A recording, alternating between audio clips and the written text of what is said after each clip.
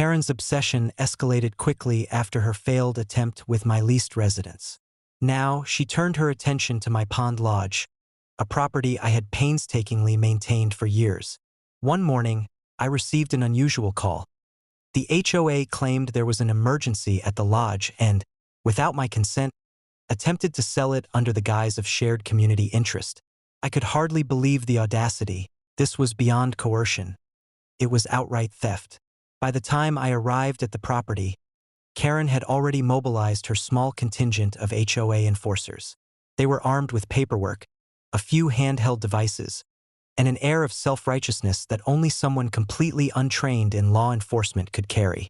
They tried to act like officials, citing vaguely worded HOA bylaws, but I knew every loophole, every restriction, every clause that protected my ownership. I decided to act quickly. Rather than confronting them in anger, I turned to the tools I had prepared for such eventualities. My first move was digital. I executed an auction of the entire HOA property online, a preemptive maneuver that ensured any claims against my lodge would be countered with legally binding digital documentation. Within minutes, the entire HOA zone was auctioned, creating a virtual shield around my property that legally complicated any attempt at unlawful seizure. Karen, naturally, lost her composure. She paced back and forth, shouting orders that nobody obeyed, her previously confident demeanor crumbling under the weight of her own hubris.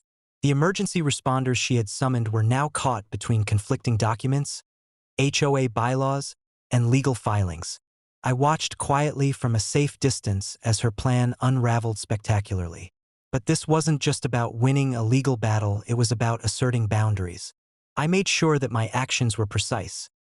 The digital auction was symbolic, but it also established legal evidence that the HOA had attempted unlawful intervention.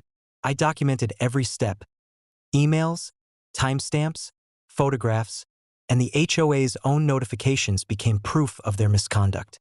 Later, as I walked the perimeter of my pond lodge, I reflected on how Karen's obsession seemed personal rather than administrative. It wasn't about maintaining community standards. It was about control, dominance, and her inability to accept limits. Every time she thought she had leverage, she was met with a response she hadn't anticipated.